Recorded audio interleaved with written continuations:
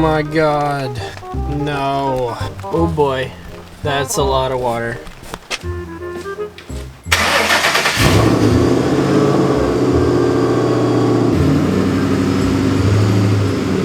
For 5 minutes. Could you not be yourself? Alright guys, welcome back to another exciting random day of Vlogmas. Today was gonna be about working on the turn signals and the front bumper, but the Mustang had other plans, I guess. So I guess we're just kind of going where the winds take us, as Jason would have said yesterday. I've been dealing with this leak for a little bit, but it's never been this bad. And originally I thought that it was like the cowl leak, but I already checked the little drains in there and I pulled any mud or pine needles out of them. And I don't think that that's where the leak is coming from. I just checked the headliner, and right behind the sun visor, the headliner is damp. So that tells me that the leak is actually coming from my windshield, which is really unfortunate, but it's not the most uncommon thing on these cars. Oh, there's a little bug. Can you guys see him? Wait, where'd he go?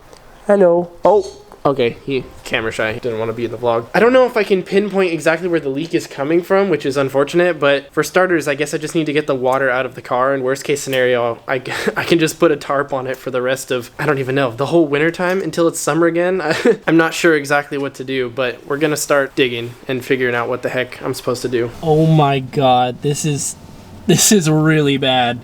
I don't think I've ever seen water this bad in my car before. Oh, you see that, boys? We're rich.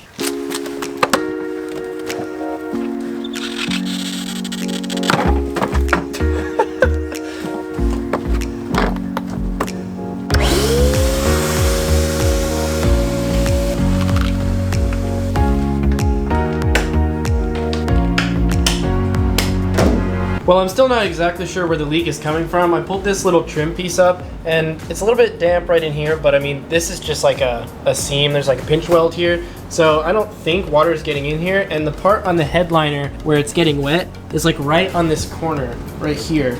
So if I had to guess, I'd say that the water is probably getting in underneath the windshield right here, which sucks because there's not really much I can do about that right now. I've seen some people use like gasket sealer and just kind of create a new gasket right along the roof line right here. I'd kind of like to avoid doing that if I can, but I guess if it comes down to it, I will. This is disgusting though. Look at all this. Ew. If you're detailing your Mustang and you didn't pull this little panel out of here, looks like you missed a spot because there's a lot of gunk that builds up under it. It's honestly really easy to pop out too. You just stick something under it and pop it up. Be gentle though, it seems like it's fragile. Oh man, this is gonna take forever to dry up. Jeez. Even vacuuming out the water, there's still like, the carpet's just soaked.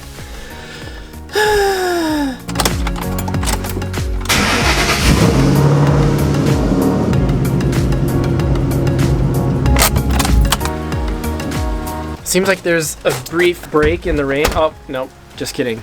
It literally just started raining again. Well, anyway, I'm just gonna quickly run to the store and get some bungee cords so that way I can put a tarp over the Mustang. Since we can't drive the Mustang right now in the condition that it's in, we're gonna take the company vehicle.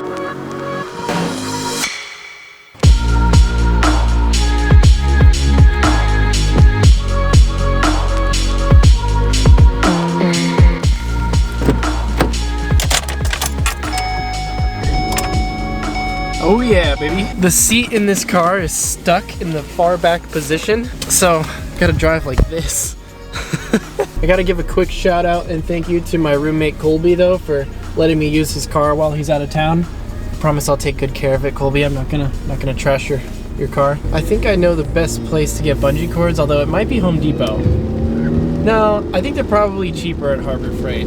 They might not be the best bungee cords, but I mean, it's just gotta hold a tarp onto a car, so I feel like that's pretty hard to mess up. Or maybe not. What if there's some inside scoop with bungee cords? Are there like bungee cord enthusiasts that know like all the different companies that make bungee cords and like the different specs on them and how many uses you can get out of them? Is that a thing? As if they were car enthusiasts? I don't You guys will have to tell me. You guys will have to let me know, because I don't know. Okay, so it is like pouring rain and excuse me, sir, you really gotta park right next to me?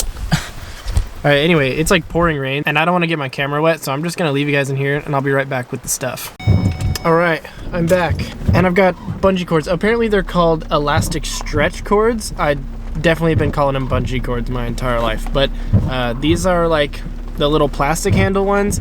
I didn't get the metal handled ones because I figured like it's not holding down Godzilla, it's just holding a tarp on a car. So these should work. Now let's head back to the house. God, it's freaking pouring rain again. I gotta hurry back.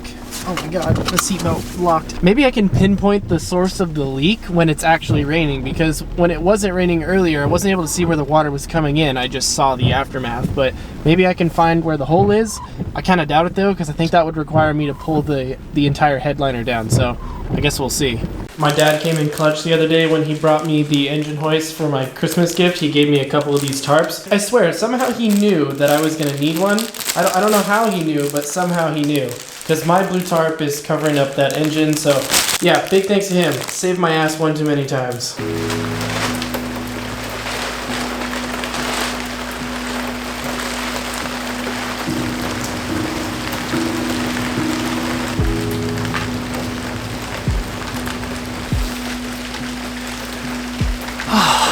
Well, this isn't exactly how I expected today's video to go, but unfortunately with the weather and the Mustang leaking, can't really leave it sitting as is. We got a tarp on it. Now the Porsche and the Mustang are tarp twins, but yeah, pretty unfortunate situation.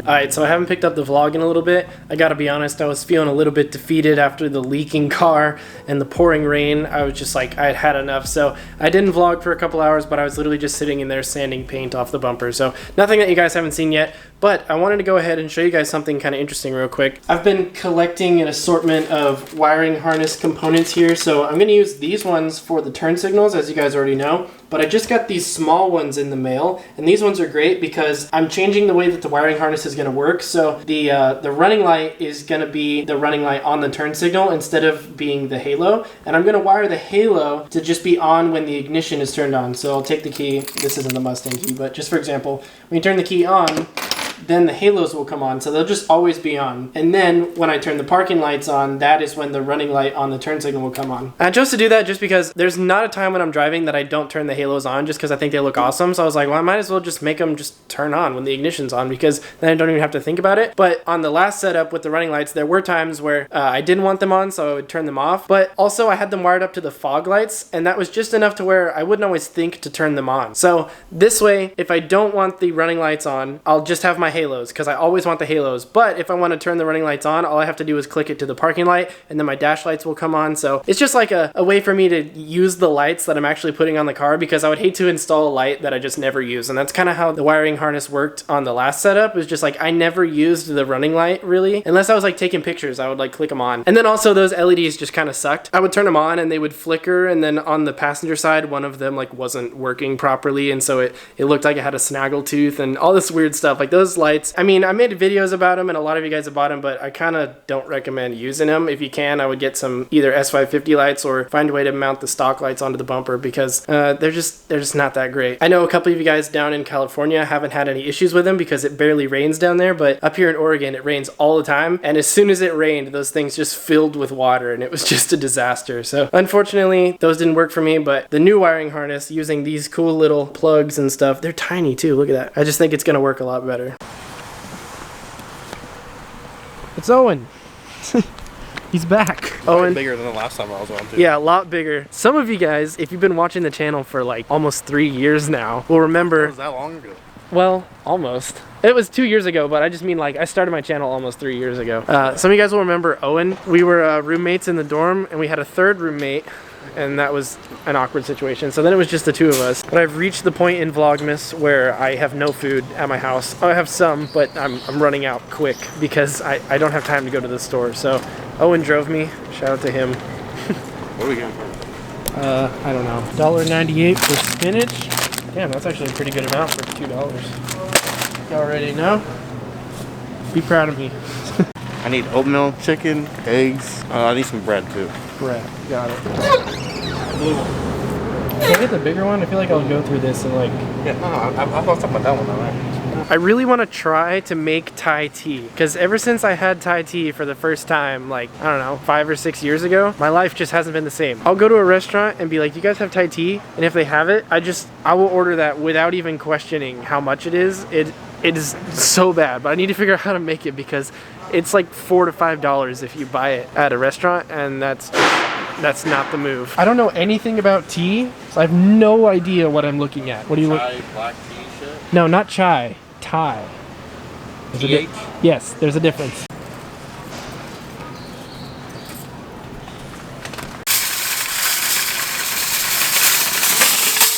Today's video was a total shit show. It didn't go at all how I thought it was going to. And yet, after editing it, I think it was just like one of the most fun videos I've made in a while. Something about having to just overcome some sort of unexpected challenge can oftentimes lead to unexpected surprises. So my advice to you guys is, if you're feeling as though you're beaten down and nothing is going your way, just try to be as positive as you can. Try to find the light at the end of the tunnel, you know, that sort of thing, the silver lining, if you will. I will say though, the leak on the car is a bit of a slap in the face. For me personally, I think I'd rather have the car not start or something like that than have a leak, because if it's the seal on the windshield and water's getting in, that's just not something I can fix. Like, I guess I could do the RTV thing, but that's just kind of like, do I really want to have RTV around the seal of my window? I mean, if I don't have a choice, then I don't have a choice, but it's just so lame that something like that can just be like, well, you're just gonna have to pay hundreds of dollars to have a shop fix it for you, because there's no way you can do it by yourself. So pretty unfortunate situation there, but I'm gonna do my best, and I'm gonna do my best to document it for you guys. So I hope you guys have been enjoying the daily uploads. I am exhausted.